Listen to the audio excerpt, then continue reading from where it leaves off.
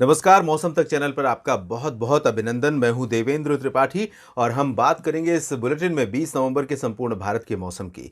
देश के ज़्यादातर इलाकों पर इस समय आप अगर सैटेलाइट तस्वीरों को देखें तो बादल छाए हुए हैं। लगभग कल हम बात कर रहे थे लगभग 70-75 या 80% के आसपास क्षेत्रों पर बादल थे और आज अगर हम आज की स्थिति देखें तो लगभग 80% भूभाग पर इस समय बादल हैं, या ये कहें कि देश के जितने भी राज्य हैं और जितने भी शहर हैं उनके 80% रीजन्स पर या उससे अधिक रीजन्स पर इस समय बादल हमें नज़र आ रहे हैं। WD उत्तर भारत के पहाड़ों के करीब बना हुआ था, लेकिन इसका बहुत ज़्यादा इम्पैक्ट नहीं पड़ा है पहाड़ों पर या मैदानी इलाकों पर। इधर लो प्रेशर सिस्टम लगातार पश्चिमी दिशा में आगे बढ़ रहा है अरब सागर से और इंटेंसीफाई हो रहा है। दूसरी ओर बंगाल की खाड़ी से जो सिस्टम डिप्रेशन के रूप में आज उत्तरी भागों में उत्तरी तमिलनाडु और इससे सटे दक्षिणी आंध्र प्रदेश के तटों के करीब से पहुंचा था, इसका लैंडफॉल हुआ था यहाँ पर लगभग। उसके बाद ये इस समय आंतरिक इलाकों पर यानी उत्तरी आंतरिक तमिलनाडु, रायलसीमा और इससे सटे कर्नाटक के भागों के ऊपर है और इसका जो प्रभाव है अगले 2-3 दिनों तक न सिर्फ साउथ पेनिनसुलर रीजन पर बल्कि एडजॉइनिंग सेंट्रल इंडिया पर भी रहेगा। और इन दोनों सिस्टमों के संयुक्त प्रभाव से आप देखें कि दिल्ली तक आज बादल काफ़ी घने दिखाई दिए और उत्तर भारत के मैदानी इलाकों में तमाम जगहों पर बादलों के चलते दिन में धूप का प्रभाव बहुत कम रहा, दिन का तापमान गिरा है। राजस्थान के पूर्वी भागों में भी बादल छाए रहे और उत्तर प्रदेश के भागों पर भी रहे। मध्य प्रदेश, बिहार, झारखंड, पश्चिम बंगाल पर भी बादल नजर आए। इन बादलों और इन मौसमी सिस्टमों के बीच क्या बारिश होने की संभावना है कल के लिए यानी 20 नवंबर के लिए?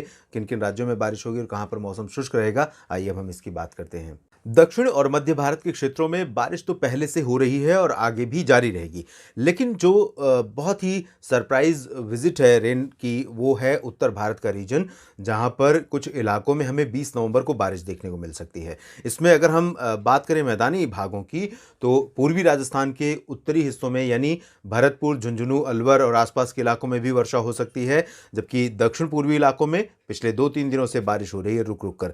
और अगले 24 घंटों के दौरान हमें उत्तर पूर्वी राजस्थान के कुछ इलाकों में बारिश देखने को मिल सकती है और इससे सटे हरियाणा के कुछ इलाकों में चरखी दादरी, झज्जर, महेंद्रगढ़ और पलवल, नूंह, फरीदाबाद, गुरुग्राम, ये जो रीजन है इन भागों में हल्की वर्षा या बूंदाबांदी हो सकती है बादलों की गर्जना के साथ।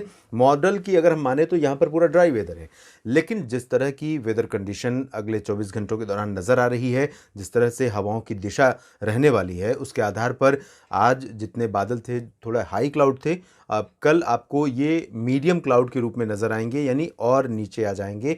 नीचे वाले बादलों से बारिश की संभावनाएं ज़्यादा होती हैं और यही कन्वेक्टिव क्लाउड्स होते हैं जिनसे बादलों की गर्जना और लाइटनिंग, थंडरस्टॉर्म के साथ वर्षा होती है। तो राष्ट्रीय राजधानी दिल्ली में भी इसी तरह से उम्मीद आप कर सकते हैं कुछ एक हिस्सों में।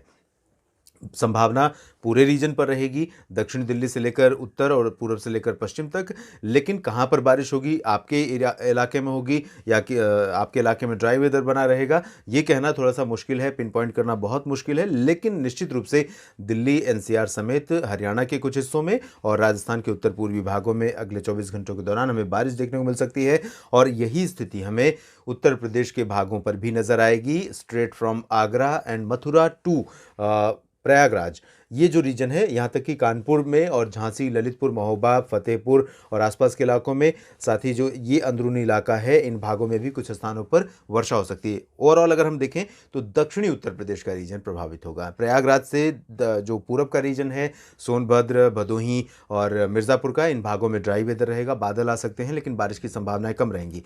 वाराणसी और गोरखपुर से लेकर लखनऊ के उत्तर में जो रीजन्स हैं और यहाँ तक कि अयोध्या, सुल्तानपुर, बहराइच, गोंडा, बस्ती, देवरिया, मऊ, बलिया, आजमगढ़, जौनपुर, प्रतापगढ़, सुल्तानपुर, इन सभी क्षेत्रों में भी मेनली ड्राई वेदर रहेगा। लेकिन इन भागों में आज रात में कुछ जगहों पर बूंदाबांदी या गर्जना के साथ वर्षा हो सकती है और कल बूंदाबांदी से ज़्यादा की उम्मीद आप इन भागों में नहीं कर सकते, मेनली ड्राई वेदर रहेगा। इसी तरह से उत्तर पश्चिमी उत्तर प्रदेश के क्षेत्रों में भी बरेली से लेकर सहारनपुर तक का रीजन मेनली ड्राई रहेगा।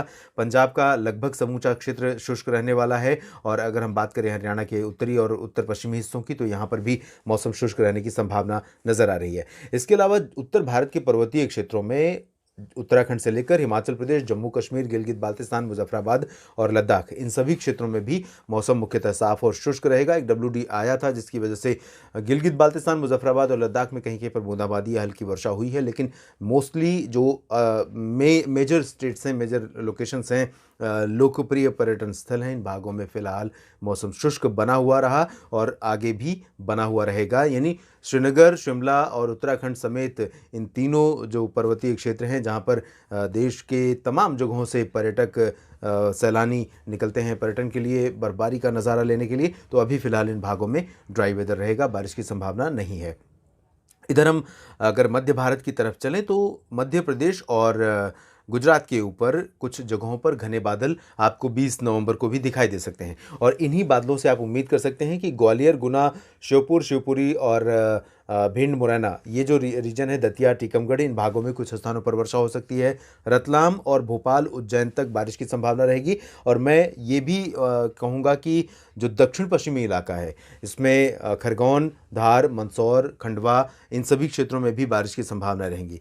जबकि पूरब के जो क्षेत्र हैं, इन भागों में मेनली ड्राई वेदर रहेगा। सागर, सतना, पन्ना, टीकमगढ़, रीवा, छतरपुर, खजुराहो, उमरिया और मांडला, बालाघाट, जबलपुर, इन भागों में मेनली ड्राई वेदर रहेगा।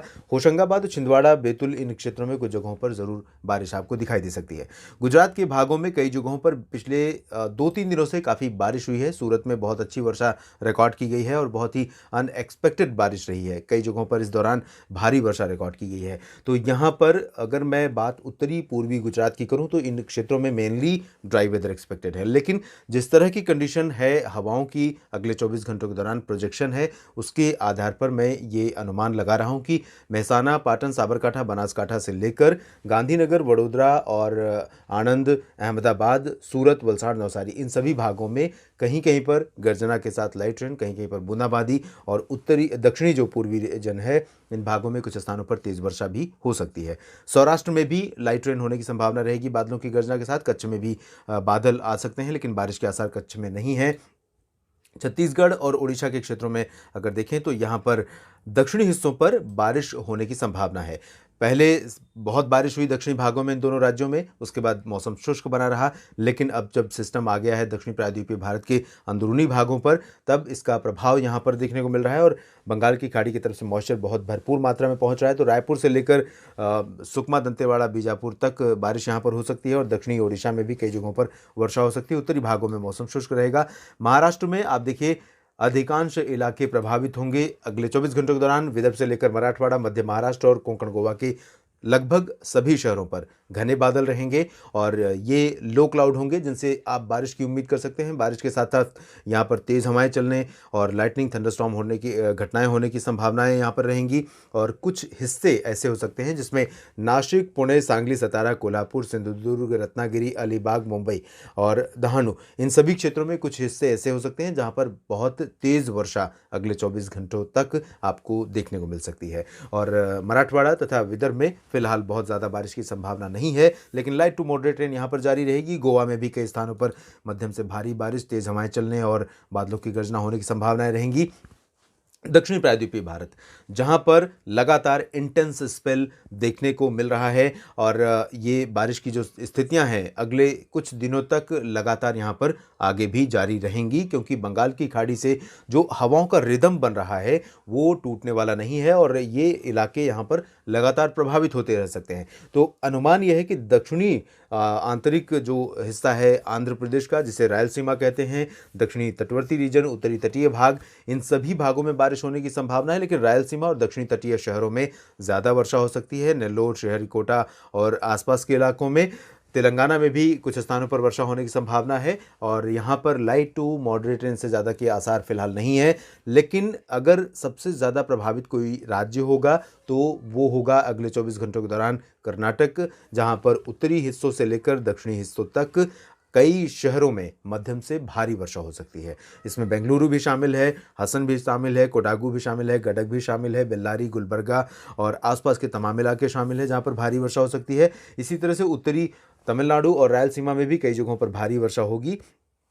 पुदुचेरी में भी और दक्षिणी तमिलनाडु में, केरल में भी कई जगहों पर भारी बारिश की संभावना नजर आ रही है। केरल में हालांकि बहुत इंटेंस स्पेल केरल में नहीं रहेगा। अंडमान और निकोबार द्वीप समूह के क्षेत्रों में भी ऑन एंड ऑफ बारिश की गतिविधियां रुक रुक कर जारी रहेंगी। हालांकि यहाँ पर जो स्पेल होगा बारिश का वो बहुत स्ट्रांग अगले 24 घंटों के दौरान नहीं रहेगा। तो देश भर में कुल मिलाकर कुछ इस तरह का मौसम रहने की संभावना है। आप लगातार बने रहिएगा मौसम तक चैनल के साथ। मौसम से जुड़ी जानकारियां लगातार मैं आपको देता रहूंगा। धन्यवाद।